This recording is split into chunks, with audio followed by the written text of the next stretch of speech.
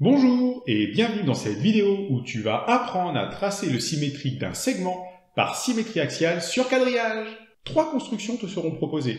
Une dont l'axe de symétrie sera vertical, une autre dont l'axe de symétrie sera horizontal, et une dernière où l'axe de symétrie sera oblique.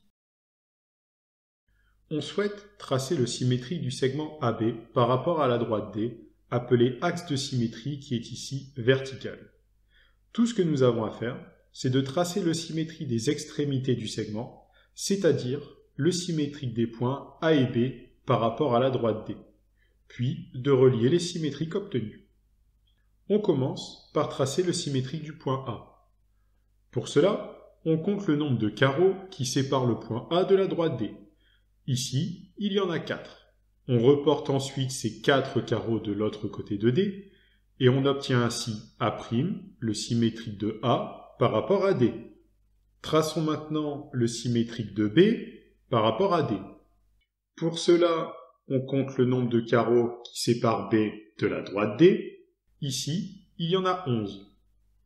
On reporte ces 11 carreaux de l'autre côté de D, et on obtient ainsi B', le symétrique de B, par rapport à D. Et pour terminer, on relie les points A' et B', on obtient ainsi le segment A'B', symétrie du segment AB, par rapport à la droite D. On souhaite tracer le symétrie du segment AB par rapport à la droite D, appelé axe de symétrie, qui est ici horizontal. Pour ce faire, nous allons tracer le symétrique des extrémités du segment, c'est-à-dire le symétrique des points A et B par rapport à la droite D, puis relier les symétriques obtenues. Commençons par tracer le symétrique du point A.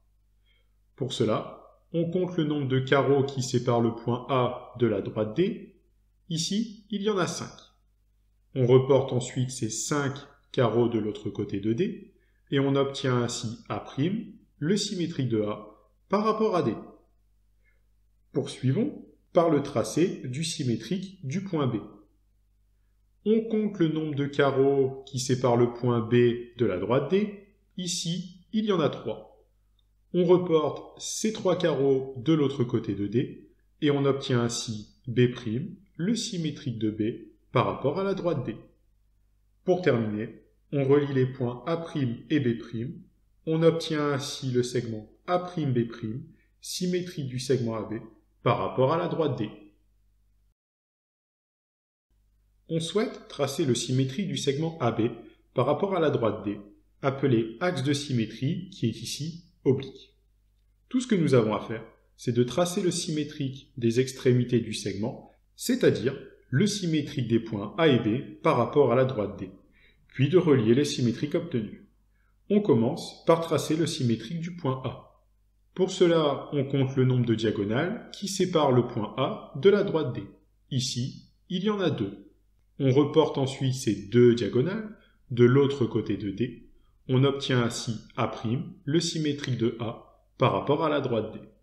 On poursuit par le tracé du symétrique du point B. On compte une nouvelle fois le nombre de diagonales qui séparent le point B de la droite D. Ici, il y en a une. On reporte cette diagonale de l'autre côté de D. On obtient ainsi B', le symétrique de B, par rapport à D. Pour terminer, on relie les points A' et B'.